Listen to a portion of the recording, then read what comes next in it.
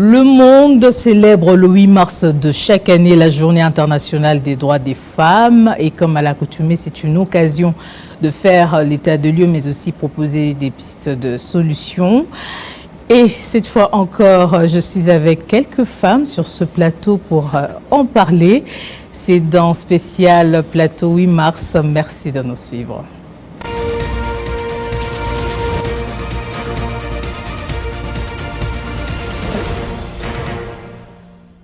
Et je suis avec Sylvie Bongo, femme des médias et trésorière générale à l'UNPC.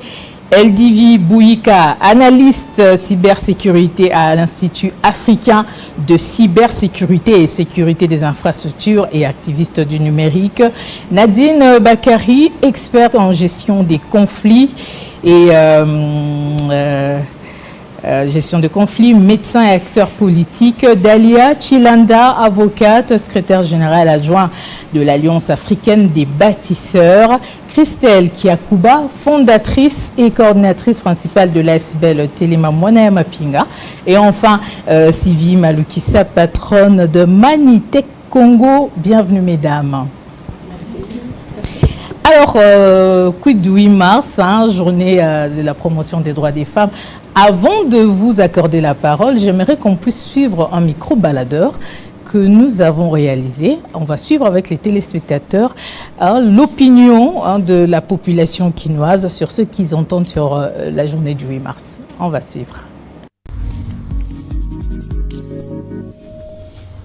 Sengo mingi pozaka kala basi ba mama bakokola biso bazaka na position wana kokola kaka bana kona mboko sambela mais lelo nzamba sa biso grâce biso basi to tombwami to bi lelo koma kotanga kosala na niveau moko ezaka nde mwana mobali de tout na droit kobokola bana biso ba français za malamu en plus photo sala likolo lisusu ne mbali bazo sala photo sunga biso to za loko moko to pesa makanisi photo bokisa mboka to bokisa mokina biso mosaka pona ko vanda te ke alambela basi kwa ba non nyoso ya devoir na biso mais to ba biso to koma musika po de mosaka za na niveau 7 mosaka komi likolo toi tu as une élévation, nous avons fait grâce à ton boli moisi. Des photos ça la penza et comme on a dit oui, moi c'est ça que le copain ma main, na mobile na moisi, nous avons fait et si comme moi quand on a panzi na bango, des photos à égalité. En tout cas vraiment c'est un mingi pour la vision. C'est la journée internationale de la femme. Donc droit toujours lieutenant Nuké, moi si a comme autonome quoi. Comme autonome, il se prendre en charge, donc c'est la droit naïe, c'est la droit naïe. Il y a est-ce qu'on a des poutatés, est-ce qu'on a rien à colober dans mon côté, mais tout le monde appelle la politique, l'administration publique, partout là où il y a des hommes, là où les hommes prennent des fortes décisions, bah si peut-être à la représenter, voilà, et vous allez bien ma casse. La femme étant qu'un être humain, elle est capable de faire tout ce que l'homme aussi peut faire. Oui. Bon. Au port de panneau, elle peut aussi porter d'autres tenues. Ça ne dérange pas, mais ça doit être une tenue décente qui peut la rendre fière quelque part en fait. Étant que jeune fille, femme à devenir demain, je peux dire que la femme est une être humain en fait. Elle est capable de faire tout ce que l'homme peut faire aussi. Parce qu'elle a aussi l'intelligence, la sagesse, toutes les capacités requises que l'homme peut avoir aussi. Donc ça ne dérange pas que la femme occupe une place importante dans la société. Nous voulons assez que les femmes d'abord, à partir d'elles-mêmes, qu'elles prennent conscience de cette responsabilité. Nous sommes partis par l'égalité de l'homme et de la femme, l'autonomisation de la femme. Maintenant, c'est la masculinité positive, comme vous l'appelez. Mais d'abord, on commence avec les femmes, qu'elles prennent conscience de leurs responsabilités, qu'ils sachent que ce sont des hommes, des êtres humains comme les hommes, et qu'ils peuvent faire des choses. Nous sommes dans l'administration publique, ils occupent des fonctions, mais que l'on continue à former les hommes, les femmes plutôt, à occuper réellement ces fonctions-là et que l'État les aide, qu'il y ait des structures qui aident les femmes à prendre réellement leurs responsabilités dans la société congolaise. Moi, je crois qu'avec la journée de la femme, nous devons quitter l'étape d'épargne. Et nos mamans doivent vraiment se réveiller. Nos mamans doivent se réveiller. Aujourd'hui, on peut voir au Congo qu'il y a quand même beaucoup de femmes qui étudient, beaucoup de femmes qui sont des entrepreneurs. Donc beaucoup de femmes sont en train de faire beaucoup de choses. Donc moi, je soutiens plus qu'il y ait innovation du côté de nos chères mamans. Il y a vraiment innovation, qui puisse quitter un peu l'étape d'épargne et tout, et c'est un peu d'innover. Qu'est-ce que cette journée peut apporter à nos mamans et amener un plus, chercher aussi à être un peu partout, à faire entendre leur voix, partout. Là où il y a des décisions qui sont prises au pays, on a besoin de voir des femmes.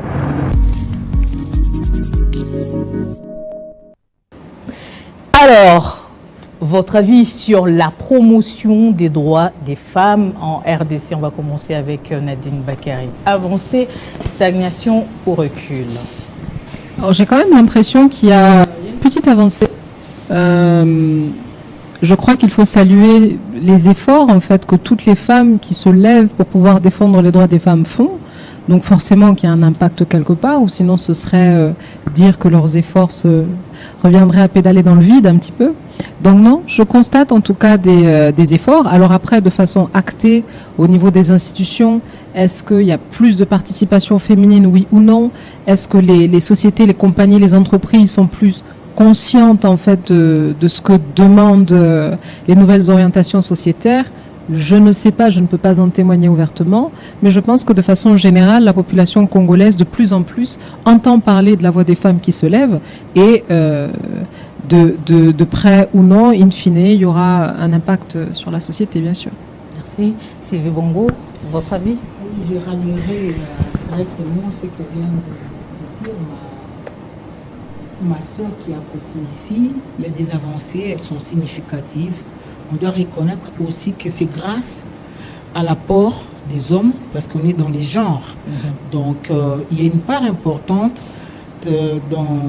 dans ce que les hommes ont fait. Ils ont eu à concéder aussi pas mal de choses, quand bien même qu'il y a du chemin à faire.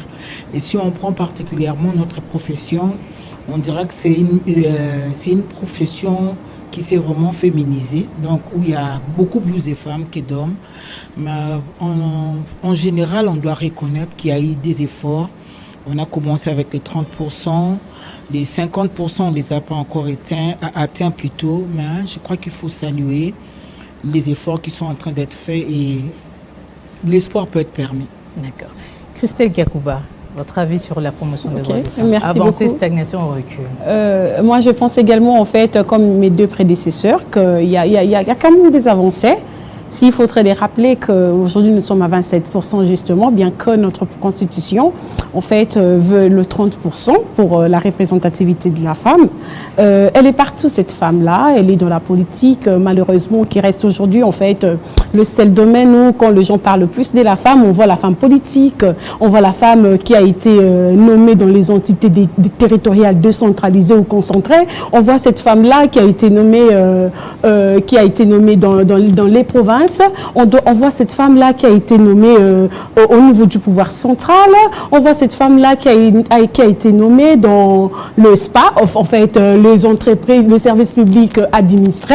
On voit plus, en fait, cette femme-là, alors que il faudrait également se poser la question, en fait, il y a des avancées, mais du côté de cette femme-là qui vit de son douda, qui vit de son douda, du côté de l'autre côté, il faudrait également se poser la question, quel est l'état des lieux de la femme dans l'armée comme dans la police de notre pays? Quel rôle joue-t-elle dans l'armée ou dans la police? Le second rôle ou le premier rôle? Il faudrait également se poser cette question. Mais il faudrait que je revienne également sur le plan politique. En fait, du côté de la politique, je dirais encore, il y a beaucoup à dire. Je vois le chef de l'État qui s'est battu toujours pour arriver à 30%. Aujourd'hui, nous avons une gouverneure de la Banque centrale, avec la mise en place passée de l'armée, on avait une secrétaire générale à la défense. Nous avons un peu de femmes partout, mais moi, je pose également une question, les critères de ces femmes-là, parce qu'au-delà de tout, il ne faudrait pas qu'on oublie que ces femmes-là nous représentent. Hein, quand on dit le 27% des femmes qui sont dans des institutions, ce sont des femmes qui représentent Madame Sylvie Bongo, qui représentent Madame Sylvie, qui me représentent personnellement. Les critères, parce que également, être femme ne doit pas rester le seul critère. Allez, on va y arriver. Il faut la capacité, les donner la parole aux aussi les valeurs morales. Merci beaucoup. Dalia Chilanda, j'imagine que vous allez partir dans le même sens que les autres. Mais s'il faut parler des avancées, c'est à quel niveau exactement, selon vous? Alors, pour souligner peut-être ce que les autres ont dit, effectivement, les avancées, aujourd'hui, nous sommes dans une société où les jeunes filles peuvent s'identifier. Autrefois, c'était très difficile qu'elles aient des modèles, parce qu'il y avait tellement moins de représentativité des femmes sur le terrain. Aujourd'hui, nous avons des jeunes filles qui peuvent rêver aujourd'hui d'avoir pour modèle Madame Sylvie Bongo, parce qu'elles ont vu ces femmes-là travailler, être mis en exergue au premier plan. Effectivement, nous allons souligner aussi la participation des hommes qui ont faciliter cela en accompagnant effectivement pour que ce soit possible. Nous avons eu 2 pères de famille qui ont soutenu leurs filles à avancer plus loin avec les études. Donc aujourd'hui, certes, le chemin il est long, mais on doit féliciter ce qui est déjà fait sur le terrain. Voilà. Eldivi Bouika, là où il y a des progrès à faire, c'est à quel niveau selon vous? Je dirais que pour les progrès qui restent à venir, ce sera surtout dans le secteur du numérique, où le pourcentage de femmes est vraiment très difficile. On remarque que pour qu'une femme puisse faire du numérique, c'est tellement difficile, déjà parce qu'elle n'a pas des cadres dans lesquels elle peut évoluer. Il n'y a pas des institutions qui prennent en charge la formation de la femme et de la jeune fille, surtout dans le numérique. Et je dirais que les progrès, c'est à faire dans ce niveau-là. Madame Sylvie Bouika, un mot par rapport aux droits des femmes en RDC? Oui, je pense qu'en général, moi je suis une entrepreneur et donc à la fin, on est un peu au milieu de la sauce, hein, de tout ce qui se passe et on est touché directement par toutes les questions du genre. Grandes avancées avec la lutte contre les VBG. On a beaucoup aimé de voir la lutte de notre première dame pour la loi sur les violences et dans un pays comme le nôtre où la femme est la première victime des violences basées sur le genre, que ce soit en famille, avec sur le noyau familial, l'époux, le père, le frère, et que ce soit dans la société, parce que cette femme parfois elle est obligée de se battre contre d'autres hommes dans les domaines comme l'emploi, comme l'entrepreneuriat. Et la femme, elle se retrouve victime parce que nous savons aussi qu'elle est la plus pauvre. Les statistiques disent que la femme congolaise, elle est pauvre. C'est l'homme congolais qui quand même s'en sort un peu. Okay? Et si elle est pauvre, elle ne peut pas se battre. Et cette loi est une grande victoire pour nous. Mais je pense que aussi on a encore à faire. Parce qu'au niveau, par exemple, comme ma chérie a dit, du numérique, ok? Ce n'est pas tant soit peu, je pense, qu'il n'y a pas de structure pour accompagner les femmes. Mais je pense que c'est un problème de promotion de la femme qui s'y est déjà lancée dans le numérique afin d'attirer les femmes. Parce qu'on a cette idée derrière la tête que le numérique, la technologie, les sciences en général, je suis une scientifique, les sciences en général sont une affaire d'hommes. Ma mère, le professeur Marie-Claire Yanjou, pendant qu'elle étudiait, elle était la seule femme dans sa classe. Ce n'est pas possible. Aujourd'hui, on a encore peu de femmes. 50 ans après, on a encore peu de femmes dans les sciences. Ce n'est pas normal. Il faut qu'on commence à faire la promotion de ce genre de femmes, comme madame, de manière à ce qu'on ait des vrais modèles. Et ça, je pense, ça va couvrir le gap du genre dans le numérique. Nadine Bakary, plusieurs 8 mars ne cessent de s'écouler. Aujourd'hui, nous en sommes à 2023. Sur quoi devrait-on se pencher? Et le 8 mars et tout le mois dédié à la femme, selon vous? Alors, en effet, le 8 mars, d'abord, c'est la commémoration des droits de la femme. Donc, je pense qu'il faudrait qu'on en parle davantage. C'est vrai que ça nous permet de mettre en lumière la beauté de la femme, sa grandeur, etc. En fait, le 8 mars et le mois de mars, c'est pas la fête des mères. c'est pas la fête des femmes. C'est la fête de ces droits, la célébration, la commémoration de ces droits qui ont été acquis petit à petit, progressivement, bien que le chemin soit encore long. Si au jour d'aujourd'hui, vous êtes là devant nous, Maman Gloria, ou bien que vous avez réussi à rassembler un parterre de femmes qui savent se démarquer dans la société, c'est parce qu'il y a des personnes, il y a des 8 mars, qui se sont battues avant pour nous, comprenez? Mais le combat est encore, le combat est encore d'actualité. Je parle par exemple de ce que je fais en ce moment, par exemple, pour la femme musulmane. La femme musulmane qui se couvre, la femme kimbanguiste qui se couvre, a malheureusement pour obligation de retirer son voile pour la capture, pour l'enrôlement, donc pour toute obtention d'un document officiel. Est-ce que vous pensez que cette situation n'est pas à mettre sur la table? C'est une forme de violence qui est claire, qui est à ciel ouvert, comprenez, mais qui passe tranquille dans la société parce que justement, nous ne sommes pas préparés à pouvoir... Il y a des règles peut-être à respecter. Justement, en fait, la Constitution, dans son article 22, précise que tout individu congolais a pour droit de pouvoir manifester sa religion, ses croyances en public ou en privé. C'est expliqué, c'est protégé. Donc, étant donné que la CENI est un organe qui est constitutionnel, je ne pense pas que les règles de la CENI puissent aller à l'encontre de cela. Mais comprenez juste que quoi qu'il en soit, une femme qui vient se faire enrôler, qui cherche à emboîter le pas en fait des élections et de tout ce qui est œuvre et ouvrage électoral, se voit dénudée tout simplement parce que, par convenance ou par autre chose, on ne respecte pas son intégrité. Il y a ce type de discrimination ou de problème que l'on retrouve tous les jours. Pourquoi quand je dois me faire identifier pour un passeport, je dois retirer mon turban? Est-ce que les 4 points cardinaux de mon visage ne sont pas visibles? Je ne parle que de ça. Ah, ça reste une problématique. Je parle que de ça, mais il y a encore beaucoup d'autres problèmes. Et aussi, j'aimerais que la femme, pendant ce mois de mars, en fait, qui lui est dédié, comme ce que disent les autres, même si je pense que tous les mois de l'année sont dédiés à la femme, moi personnellement, je pense que les femmes devraient se rappeler leur force, leur nécessité dans la société. On a tendance, en fait, à toujours, je ne vais pas dire masculiniser la situation, en ayant l'impression que le paternalisme obligatoire que nous vivons dans nos coutumes est de fait est normal. Quand j'entends nos mamans qui disent, je suis d'accord avec vous quelque part, c'est vrai, que j'entends nos mamans qui disent il faut aussi remercier les hommes qui ont fait des compromis et qui ont cédé une part du gâteau, on va dire, sans reprendre textuellement ce qui a été dit. Je me dis en réalité, la part du gâteau, elle existe. Ce n'est pas quelqu'un de nous la donner. Il faut juste par méritocratie s'imposer et être conscient de nos valeurs et de nos capacités. Vous voyez, des journalistes de la trempe de maman Sylvie, j'en connais pas beaucoup. Et je peux citer d'autres exemples. Ouais. Donc, moi, c'est mon point d'honneur, je pense, pour ce mois. Allez, Sylvie Bongo, sur quoi devrait-on se pencher? Et le 8 mars, c'est le mois dédié à la femme, selon vous. Est-ce qu'on doit se limiter aux festivités, voilà, au port d'épargne, ou pas tout à fait, aller au-delà? Parce qu'on ne peut pas fêter tout le temps.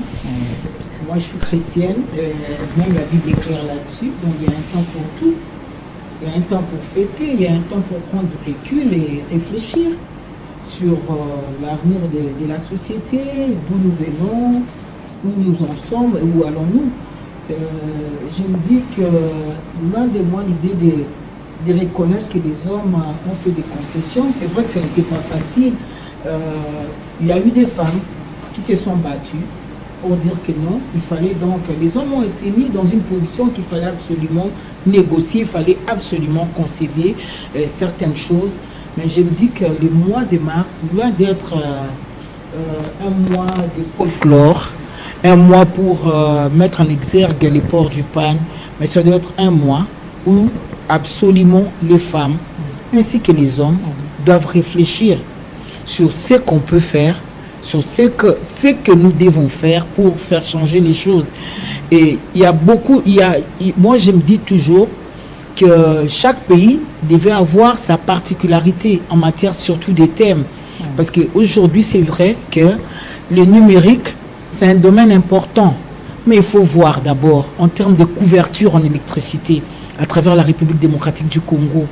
Est-ce qu'aujourd'hui, ces thèmes-là cadrent jusqu'au fin fond de notre pays? Il faut plutôt prendre des thèmes qui vont rallier un grand nombre de personnes, qui vont faire en sorte que beaucoup de gens puissent s'identifier à cela.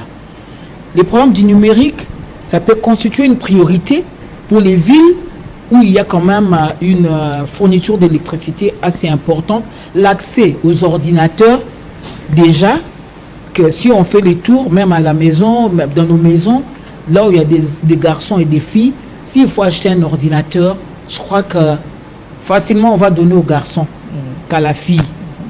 Et c'est vrai, c'est important, on ne doit pas rester en marche parce que la République démocratique du Congo, nous sommes dans un village planétaire.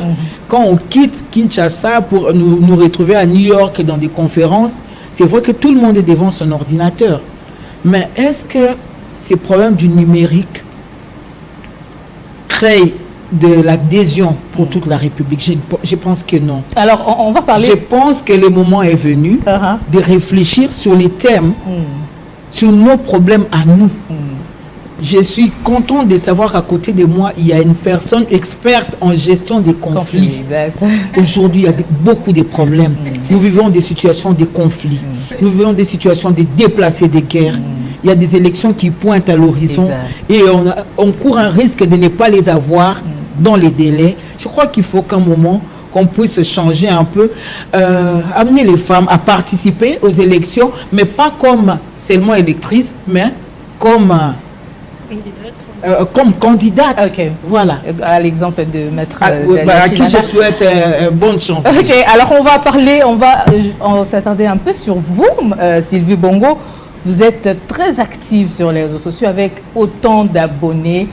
Êtes-vous consciente qu'il s'agit là d'une lourde responsabilité? Parce que vous en avez aussi cette responsabilité. Oui, c'est une lourde responsabilité parce que quand je passe une information, il suffit qu'elle soit erronée, c'est compliqué par rapport aux abonnés, par rapport aux personnes qui connaissent la crédibilité, que je peux être en contact aux sources fiables des informations.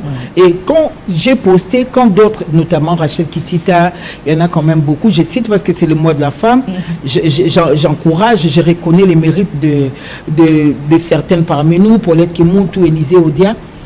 Il y a des pages que les gens suivent parce qu'ils veulent avoir la bonne information.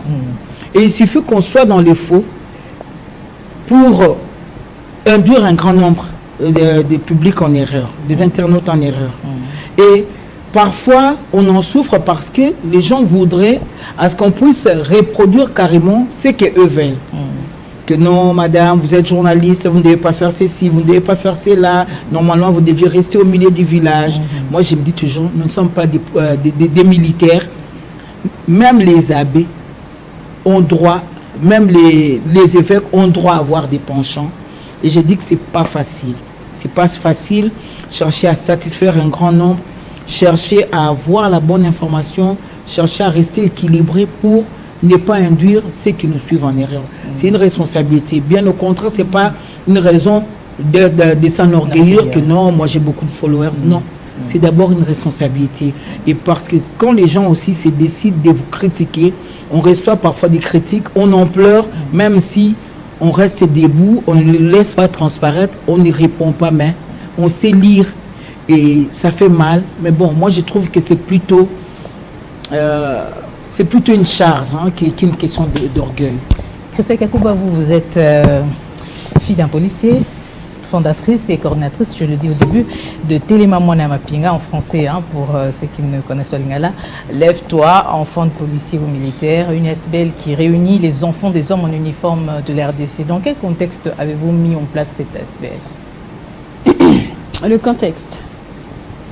Le contexte de notre pays, où les lois qui ont été votées par les parlements,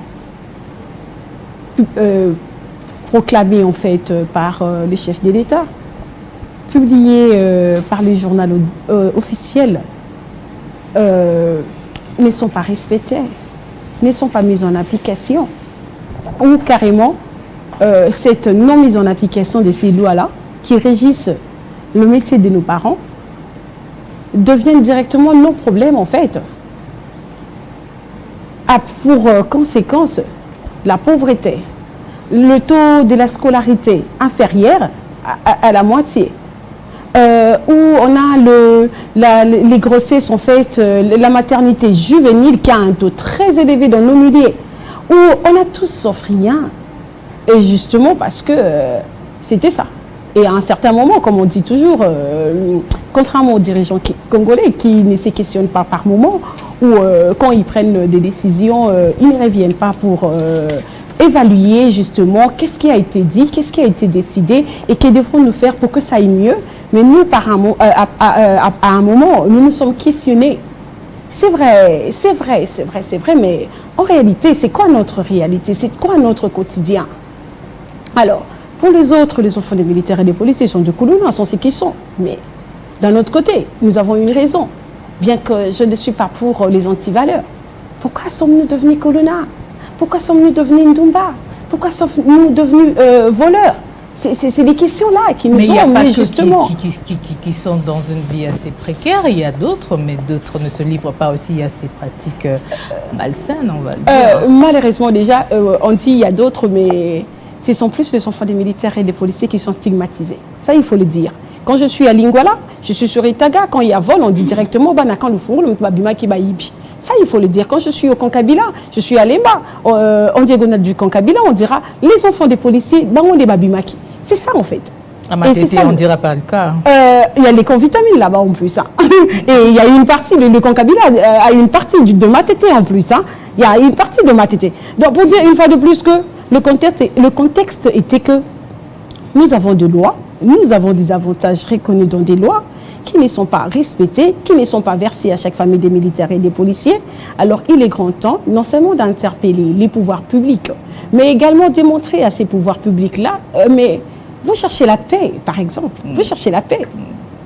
Vous avez besoin de nos parents, vous cherchez l'économie, vous cherchez la stabilité de l'économie, mais qui est cet investisseur qui va venir investir son argent là où il y a les armes? Non. Et pour ça, on a besoin de la paix. Et les acteurs de la paix, ce sont le militaire et les policiers qui sont nos parents. Mais que faut-il faire pour une bonne prise en charge des enfants, des hommes en uniforme? Commençons d'abord par l'application des lois qui existent déjà. Et si vous pensez que, comme toujours on dit, notre constitution a été calquée du modèle de la constitution française, si on pense aujourd'hui que tout ce que les législateurs ont écrit dans les statuts des militaires, dans les statuts de personnel de la police nationale congolaise, ne reflètent pas notre réalité. Revenons sur la table des négociations, réfléchissons sur des solutions qui respectent notre réalité. Donc je parle là de la mise en application de lois qui existent, mais il y a un autre côté aussi, parce que la mise en œuvre des lois qui existent dépend également du budget, de notre budget, parce que tout est décidé dans le budget. S'il faut majorer les soldes de militaires comme de policiers, ça se décide pendant le débat de la loi budgétaire, ça se décide dans les différentes commissions de la commission ECOFIN. C'est là on doit commencer par là. Que voulons-nous? La paix. Et si nous voulons la paix, priorisons l'amélioration des conditions de vie des militaires et des policiers, ainsi que celles de leurs dépendants. Priorisons les conditions de travail des militaires et des policiers. Disons-nous à un certain moment qu'on peut acheter des avions de bombardiers, nous pouvons acheter des armes sophistiquées, mais quand c'est lui qui doit manipuler cette arme-là, enfin, pense à sa famille qui est restée à Kinshasa, à Bunia, à Katakokombe. Mes enfants aujourd'hui, j'ai vu les enfants de mes frères d'armes qui sont aujourd'hui dans la rue, qui ne peuvent pas aller à l'école parce que leurs parents n'étaient pas allés au front pour voler. Parce qu'il n'est pas mort parce qu'il était parti pour se battre à cause d'une femme. Non, leurs parents sont morts parce qu'ils ont choisi la République au détriment de leur vie, au détriment de l'avenir de leurs enfants, de leurs femmes. Mais quelle est l'offre? Quelles sont les politiques publiques que nous mettions en place pour assurer ne fût-ce que l'avenir de ces enfants-là? Et une fois pour plus, quand on parle des enfants, quand on parle de femmes, quand on parle de la femme congolaise, tout doit être pris en compte par les politiques publiques que moi j'appelle personnellement la vision sectorielle, parce que nous avons la vision globale d'un pays. qu'un régime ou qu'un parti politique présente. Et nous avons les politiques publiques qui maintenant traitent question par secteur.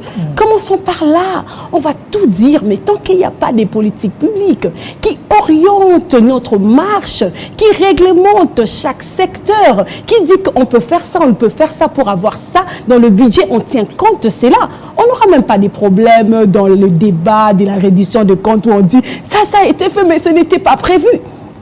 Alors, on va parler un peu du thème retenu cette année. Sur le plan national, l'éducation numérique égalitaire pour la paix et l'autonomisation des femmes et des filles en RDC. Eldi Bouika, activiste du numérique. On remarque quand même une sorte de manque d'intérêt des femmes, des filles dans votre secteur numérique. Qu'est-ce qui explique cet état de choses? Je vais rejoindre ce qu'a dit précédemment Maman Sylvie, dans la promotion et aussi, je dirais, la culture du numérique. Dans notre pays, on n'a pas la culture du numérique, donc les termes numériques ne sont pas vulgarisés. Parce que lorsque les gens entendent le terme numérique, ils se disent « ouais, Facebook, ce sont les réseaux sociaux, c'est quand je suis sur Facebook, quand je suis sur TikTok ». C'est là, eux, ils entendent numérique. Mais numérique, ça regroupe un champ d'activité. On a les technologies, on a les secteurs de cybersécurité, on a les secteurs de la digitalisation, on a le marketing, on a tout ce qui se passe. En fait, le numérique, je dirais, c'est au fait tout ce qui se passe en ligne, dans notre réseau Internet. Et après, s'il faut vulgariser ou faire la culture de ce numérique, il faudrait qu'il y ait des personnes qui sont, qui ont décidé de le faire. Et quand ces personnes ont décidé de le faire, de vulgariser des termes ou d'aller à l'encontre des filles ou des femmes qui ne connaissent pas ces termes, il faudrait qu'on mette à leur disposition des moyens adéquats pour qu'ils puissent le faire. Par exemple, pendant ce mois, j'aimerais aussi surtout appeler la jeune fille à savoir qu'elle est la seule, en fait, pour cette lutte pour l'égalité entre femmes et hommes. Parce qu'en réalité, quand elle se dit jeune fille, elle se dit que non, Natia make-up, Natia photo, que je mette sur Instagram, que j'ai des abonnés. Et surtout, on voit... Donc, le côté néfaste de réseaux sociaux, c'est plus ça, au fait, qui attire les jeunes filles. Ou ni les cas qui buzzent, ni les autres les cas semaines, ou buzz, les autres les cas, elles peuvent dépenser des gigas. Donc, elles préfèrent acheter des gigas de 3 000 francs que plutôt prendre ces gigas de 3 000 francs pour s'informer, puisque tout est disponible sur Internet. Google met à la disposition de tout le monde. Et si tu veux savoir c'est quoi l'informatique, tu tapes sur Google, informatique c'est quoi? Au lieu de passer du temps sur Facebook et mais elle te dira, et ça va de côté et tout, ça va rien produire. Mais pourquoi je vais accorder du temps à apprendre ce que c'est l'informatique? Mais c'est ça aussi. Vaut mieux peut-être se mettre en valeur, quelque chose comme conscience. C'est l'éveil de conscience. Et heureusement, nous sommes dans un siècle où même les hommes ne préfèrent pas sortir avec une fille qui est juste belle et n'a rien dans la tête. Il faut qu'il y ait un bagage. En fait, moi je dis que la beauté, c'est bien de paraître, oui, mais c'est aussi la tête, et surtout la tête. Il faut avoir quelque chose dans la tête. Et quand tout est mis à la disposition pour que tu puisses apprendre sur Internet, tu as la possibilité d'apprendre et de connaître, de pouvoir encore acquérir certaines connaissances. Mais c'est le choix, en fait. Mais alors vous, dans votre institut, puisque là, vous militez pour ça, que faites-vous? Quel est votre cheval de bataille pour plus d'implication des filles ou des femmes dans ce secteur? Il y a la promotion la promotion Marguerite, la formation en cybersécurité qui aura lieu, je crois, d'ici septembre, et c'est financé par la Première Dame. Et du coup, c'est gratuit. Mais jusque-là, on est même en train de chercher à expliquer. Oui, justement. Déjà que vous avez une participante qui est là. Tu participeras à la formation. Je viens d'être informée que vous êtes sur ce plateau. Exactement. Il y a une mythe. Bon, je ne pense pas. C'est surtout les personnes à partir de 18 ans ou plus, hein, parce qu'on est à l'université, puisqu'il faudrait quand même avoir quelques petites bases, quelques petites notions. Et même quand tu n'as rien, dans le processus de la formation, il y a tout un module, en fait, pour t'amener à apprendre à te familiariser avec des termes en cybersécurité. Puisque, par exemple, moi, quand j'ai commencé la formation, je connaissais rien à la cybersécurité. Je faisais l'informatique, pépère, elle n'était pas pour moi. Quand je voyais sécurité, je vois seulement l'informatique et tout. Mais quand je suis arrivée là-bas, je vois que le numérique, c'est pas que ça, c'est très vaste. Ouais. C'est tout un espace, en fait. Et et le bien avec ça, c'est qu'il y a des opportunités d'emploi. C'est ce que les femmes oublient. On veut être dans des décisions, dans des postes de décision. On veut amener les développements. Moi, je dirais que le numérique, ce sera un gouvernail, au fait, pour une amélioration, pour un développement de notre pays, vu que ça crée d'emplois et on a besoin des emplois, puisque toutes les étudiants qui finissent là, on chôme, on reste à la maison. Mais pourtant, s'il y a des créations d'emplois avec cette digitalisation, avec ce numérique, ça nous permet de pouvoir aussi participer à des postes de décision. Vous voyez, donc la formation, elle est... C'est quand même pour les grandes villes. Oui, mais on va les amener petit à petit. C'est un début. Ça commence toujours quelque part. Il y a un point de départ et ensuite les personnes formées, puisque dans ma promotion, jusque-là, l'Institut a fait passer 3 promotions. Et dans les 3 promotions, il n'y a que 6 femmes. On était à 56 au total. Et nous ne sommes qu'à 6 femmes. Sur 56. Oui, sur 56 personnes. Et je serai la 7e. Dans la promotion. Toute la fille de ma fondation aussi derrière. On est là, on va venir. Voilà. Donc c'est important qu'on puisse vraiment faire cette promotion, vulgariser cette culture du numérique chez tout le monde. En fait. Telle est Chilanda, secrétaire général adjoint au sein de l'Alliance africaine des bâtisseurs. On doit quand même reconnaître qu'il y a à ce jour encore une faible représentativité des femmes au poste de décision. Pourquoi cela ? Malgré tous les combats menés d'année en année ? Alors, déjà, l'un des plus grands problèmes, c'est déjà on a parlé de la pauvreté des femmes. Il y a aussi le manque d'information. Et vous savez, être en politique, on ne peut pas se mentir, c'est les moyens. Aujourd'hui, on nous parle de la nouvelle loi électorale qui nous propose la CENI par rapport aux listes qui vont représenter 50% des femmes. Écoutez, c'est très bien, nous encourageons, mais après, je crois qu'à mon niveau, j'estime que c'est vraiment au niveau du fond. C'est vraiment la forme. C'est plutôt le fond où on doit s'attaquer. Aujourd'hui, des femmes, vous me dites oui, les partis politiques sont à la chasse des femmes. Actuellement, tout le monde veut totaliser 50% de femmes. Mais combien de partis politiques sont prêts à mettre les moyens pour que ces femmes-là ne soient pas simplement candidates, mais soient élues? Et qu'aussi, au niveau des femmes qui seront électrices, aujourd'hui, beaucoup de femmes ne se sont pas intéressées à s'enrôler parce qu'elles se disent, voilà, on n'a pas l'information, on nous parle du numérique, c'est très bien, mais moi qui suis peut-être de Célemba, je dirais que déjà qu'avec des problèmes de courant, c'est très compliqué. C'est très compliqué qu'elles soient en mesure d'avoir accès à cette information. Donc, on peut vulgariser, on peut faire, mais il y a un travail de fond à faire. La femme, au niveau de la couche la plus basse, a besoin d'avoir l'information, a besoin d'être formée. D'où une journée comme celle-ci, elle est une journée d'action. Pour mener encore, pour renforcer, pour dire que nous avons un long travail à faire. Nous devons soutenir ces femmes-là. Nous devons sensibiliser, dire à ces femmes, écoutez, nous sommes là. Certes, il y a des modèles, mais on ne peut pas se contenter que de 30%. Surtout dans un pays où la femme, elle est bien présente. Les femmes, elle est majoritaire. Donc, on ne peut pas se limiter à se dire, voilà, on veut faire la forme, oui, ayant les 50%, mais dans le fond, ou encore on risquerait même de tomber à ce qu'on ne veut pas, à un antivaleur qu'on ne veut pas, c'est la facilité. On veut dire, voilà, on va faciliter certaines. Ce n'est pas ce que l'on recherche. On veut des femmes compétentes à la place qu'il faut. Vous êtes candidate à la députation provinciale de Selembao. Vous revenez sur l'information, l'accès à l'information. Pourquoi ce problème se pose plus chez les femmes que chez les hommes? Qu'est-ce qui empêche à cette femme d'accéder à l'information, puisque l'information aujourd'hui est disponible à tout le monde? Pourquoi ce serait que le problème? C'est comme si on est dans un confort où on est toujours là prête à justifier, voilà, on n'a pas accès à l'information, il faut pousser la femme. La femme elle-même ne peut pas se lever et voilà, se challenger. Alors, les femmes, on va reconnaître les efforts qui ont été faits, même au niveau des couches les plus basses.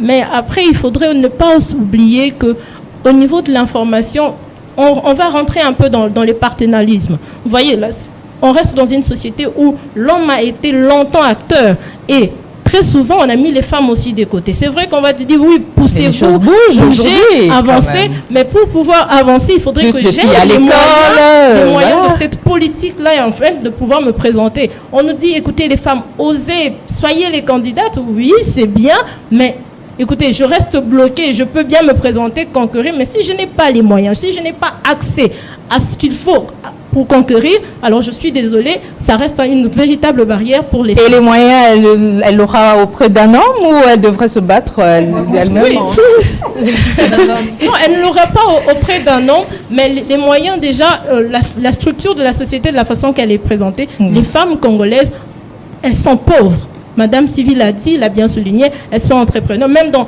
ce qu'elle fait en tant qu'entrepreneur. Mais comment on fait pour s'enrichir? Madame Sylvie est là, elle se bat, elle est patronne de Manitech. D'ailleurs, on va parler d'elle pendant qu'on y est. Comment êtes-vous arrivé à ce niveau élevé de management? Aujourd'hui, vous êtes... Je suis toujours pauvre. Ok. Pauvre avec Non, mais attendez. Parce que c'est pas possible. Vous refusez la richesse, vous la refusez. C'est-à-dire que potentiellement, je suis comme le Congo, je suis extrêmement riche, mais dans la réalité... Parce qu'on doit dire qu'il y a aussi des hommes qui sont pauvres. Mais même le riche continue à chercher de l'argent après tout voilà. Mais comment êtes-vous arrivé à ce niveau élevé de management? Aujourd'hui, vous êtes... Maman Sylvie ne veut pas qu'on lui demande de l'argent. C'est pour ça qu'elle déclare. Vous êtes patronne de CEO Manitech. Mais après, sans rigoler, la femme est plus pauvre que l'homme. Les statistiques le disent. Nous sommes dans un pays où quand même 55% de la population est féminine, 70% est autonome, donc elle travaille pour elle-même, mais n'empêche que c'est cette tranche de la population qui est pauvre. Et c'est ce qui, à mon humble avis, traduit la pauvreté générale du pays, parce que le taux de pauvres femmes alourdit le taux de pauvres dans le pays. Ok? Les hommes ont tendance à trouver du travail. Aujourd'hui, on parle d'un monde égalitaire. Moi, je dis toujours, être une femme est un super pouvoir. Ça serait... Les hommes, pardonnez-moi. Pardon. Ça ne serait pas vraiment bien pour moi, sans utiliser des mots durs, de chercher à être l'égal d'un homme. Je suis une femme, c'est déjà magnifique. Je suis déjà extraordinaire. Ok? Maintenant, il est question pour les femmes qui sont dans toutes ces activités de se rendre compte d'une chose, c'est qu'elles peuvent rêver grand. Et c'est en rêvant grand, dans un grand pays comme le nôtre, qu'on devient riche. Vous comprenez? Nous sommes tous tout le temps en face d'une population qui rêve petit, qui veut faire son petit commerce, qui veut faire sa petite entreprise. Manitech Congo était dans ma cuisine.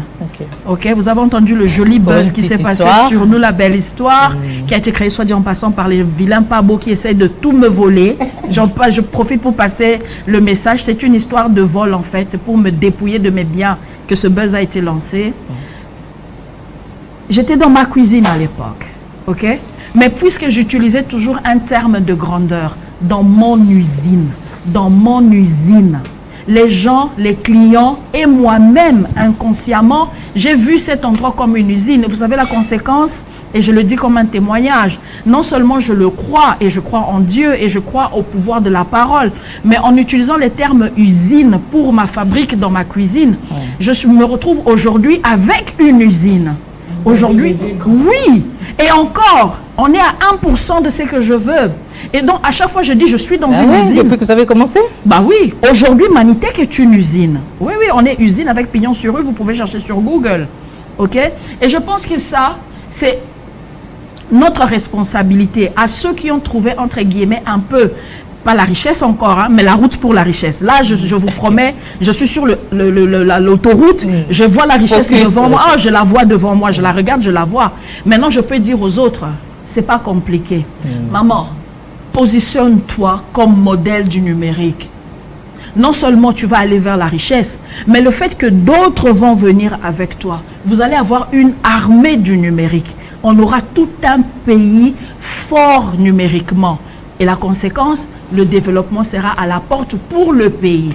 Moi, je me positionne aujourd'hui comme une femme industrielle. J'ai une usine et j'en suis fière. Mais s'il y a des gens qui me regardent et disent « Waouh, elle n'a pas 25 pieds, je peux faire pareil ». Nous aurons une usine qui fabrique des emballages. Vous savez quoi? J'en ai besoin pour mon usine. Nous aurons une usine qui fabrique de la pulpe d'ananas. J'en ai besoin pour faire mes confitures. Nous aurons tellement d'usines et d'usines et d'usines qu'à un moment donné, nous allons moins importer. Et si nous importons moins, ça veut dire que l'argent reste chez nous. Et devinez quoi? Nous serons un peuple riche.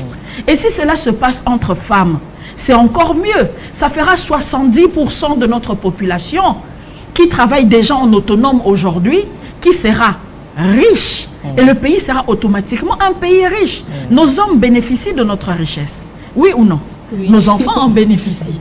N'est-ce pas? Maman parle des enfants militaires, soit dit en passant, je suis de cœur, je m'offre comme formatrice gratuitement pour toutes les formations, pour surtout la jeune fille, dans les matières d'échange de services. En matière d'entrepreneuriat, ok, je sais comment on commence une entreprise avec 0 en poche. Je pense que je peux aider ces femmes, ces jeunes filles surtout, à s'en sortir. Je vous promets que je donnerai de mon temps. Alors, rapidement, excusez-moi, comment faire pour renforcer l'entrepreneuriat féminin en RDC, à votre avis? 1, les femmes entrepreneurs. De la même manière que Maître Dalia a dit, pour les femmes dans la politique, de la même manière que nous avons toutes parlé des femmes. 1, ça commence par nous. Nous avons besoin de nous auto-former. Allons dans les formations. Grandissons en tant qu'individus.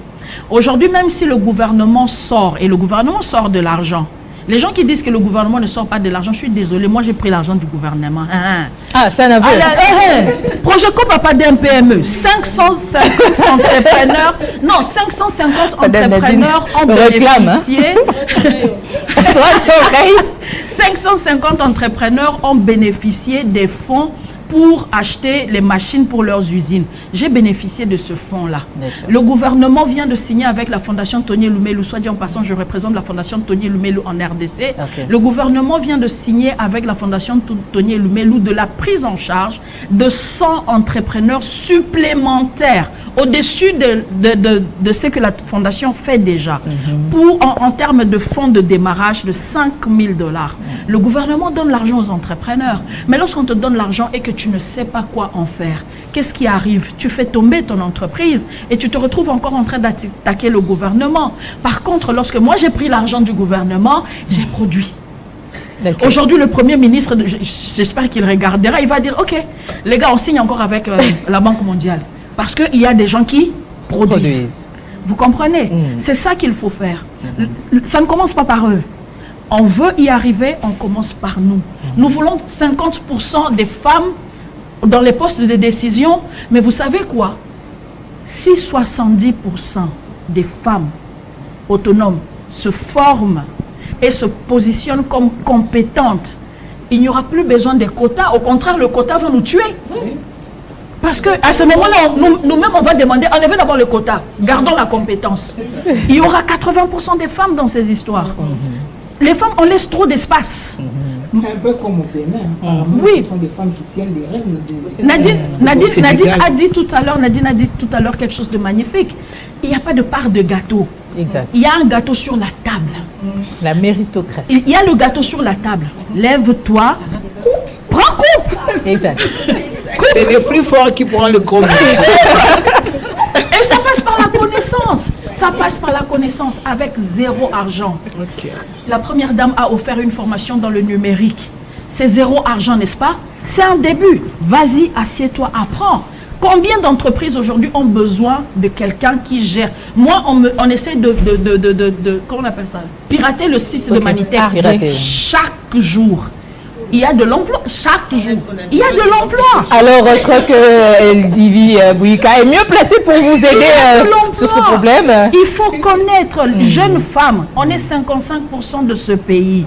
À un moment donné, on peut même dire aux 45%, vous avez trop travaillé, dormez. On vous aime. Nous allons nous lever. 55% des personnes qui vont nourrir ce pays. On tend vers la fin de l'émission. Un dernier message, mais que faut-il faire pour l'autonomisation, puisqu'on parle de l'autonomisation de la femme, l'autonomisation de la femme dans le secteur numérique, et on va commencer avec Nadine Bakarim, dans bien d'autres domaines aussi d'ailleurs. C'est vrai que, Maman Gloria, vous me posez toujours les questions en premier pour que j'écoute pas ce que les autres disent. Je suis pas d'accord. On va commencer avec Eldivi Bouyika. Voilà, moi je dirais que déjà il faudrait que la femme elle-même elle sache que c'est elle qui est à la tête de cette lutte et c'est elle qui doit fournir beaucoup plus d'efforts. Comme on a dit que le gâteau est sur la table, elle doit s'élever pour aller prendre sa part. Et je dirais aussi que celle qui est dans le milieu rurales qui puissent s'adonner avec brio dans ce travail, parce qu'on a besoin de l'agroalimentaire, on a besoin de tous ces domaines-là. Et celle qui est dans le milieu urbain, qu'elle puisse aussi être consciente de l'enjeu dans le milieu dans lequel elle se trouve et qu'elle puisse aussi amener le développement et sans pour autant se laisser influencer par le côté néfaste des réseaux sociaux. Ok. Maître Delia Chilanda. Il y a un point peut-être que je n'ai pas parlé par rapport à ma profession d'avocat.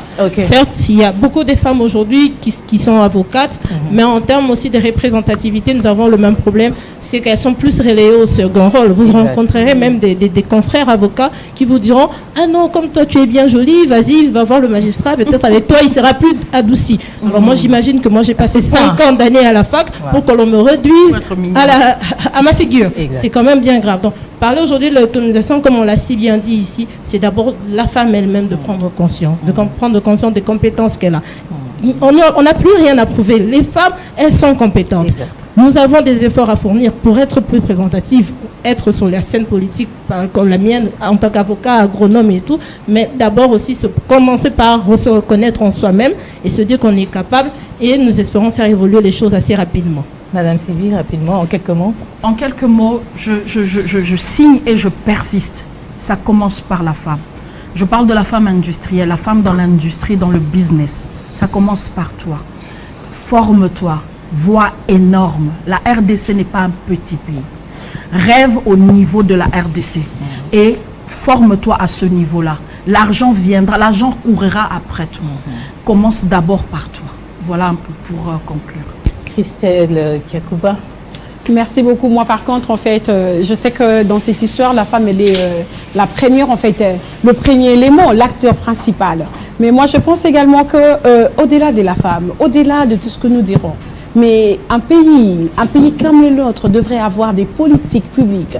Parce qu'aujourd'hui, on parle plus du numérique, on parle plus, mais quelle est l'offre de notre système, que donne notre système éducatif?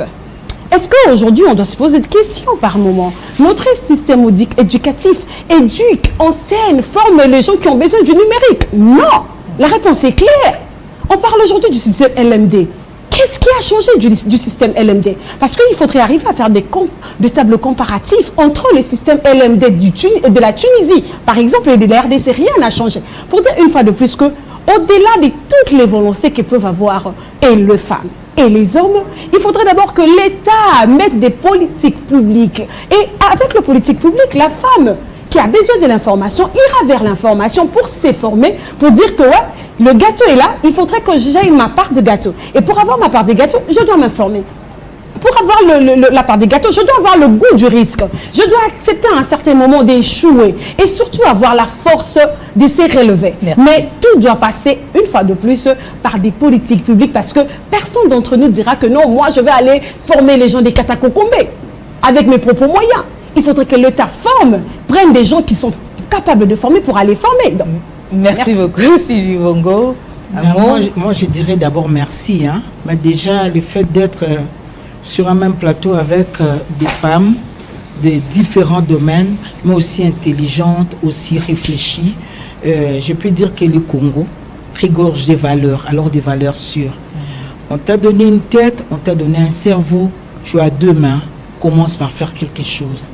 De toutes les façons, indifférent des zéros, il faut commencer par faire quelque chose. Et je suis convaincue que la femme congolaise pourra un jour atteindre ses objectifs comme elle a toujours rêvé grand.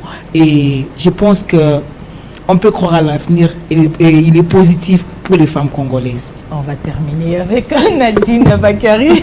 Votre dernier mot sur l'autonomisation. Alors, moi je tenais à remercier toutes les femmes congolaises qui sont au service de la République, toutes les femmes militaires, toutes les épouses de militaires, mais également celles qui nourrissent les militaires au front et dans les zones de combat. On n'en parle pas beaucoup. Ce sont des femmes civiles qui sont à l'écoute, qui sont présentes et qui nourrissent donc nos militaires et nos combattants. Je tiens à remercier toutes ces femmes maraîchères qui essayent de nourrir leur communauté, bien que justement et malheureusement l'industrie ou l'industrialisation de nos consommations n'est pas développée à souhait et ne couvre pas la consommation de la République, mais merci à celles qui essayent. Merci à celles qui font des efforts. Merci à toutes les femmes politiques qui ont décidé en fait de mettre les mains à la pâte, qui ont décidé de se lever pour aller couper une partie du gâteau, bien que parfois certaines décident de courir à... Merci à toutes ces femmes religieuses qui prient pour le Congo. Je dis merci à toutes ces femmes journalistes qui relaient l'information. Aujourd'hui, je dis merci. Ok. Nadine Bakary, expert en gestion des conflits, médecin et acteur politique. Sylvie Bongo, femme des médias et trésorière générale de l'UNPC. Christelle Kakuba, fondatrice et coordinatrice principale de l'ASBEL Telema Mwana Yamapinga. Dalia Chilanda, avocate, secrétaire générale adjointe de l'Alliance africaine des bâtisseurs et candidate à la députation provinciale à Selembao. Eldivi Bouika, analyste cybersécurité et activiste du numérique à ICCSI. Et enfin, Sylvie Malukissa, patronne de Manitech Congo. Merci mesdames d'avoir honoré ce plateau. Et bonne fête à vous toutes, puisqu'il s'agit aussi d'une célébration. Merci également à vous de nous avoir suivis. Je vais remercier aussi en passant Tiffany Diance qui m'a habillée et Priska Bilonda de Caprice Beauty Glams. C'en est fini pour ce plateau spécial. C'était un réel plaisir. Excellent mois de femmes à toutes les femmes.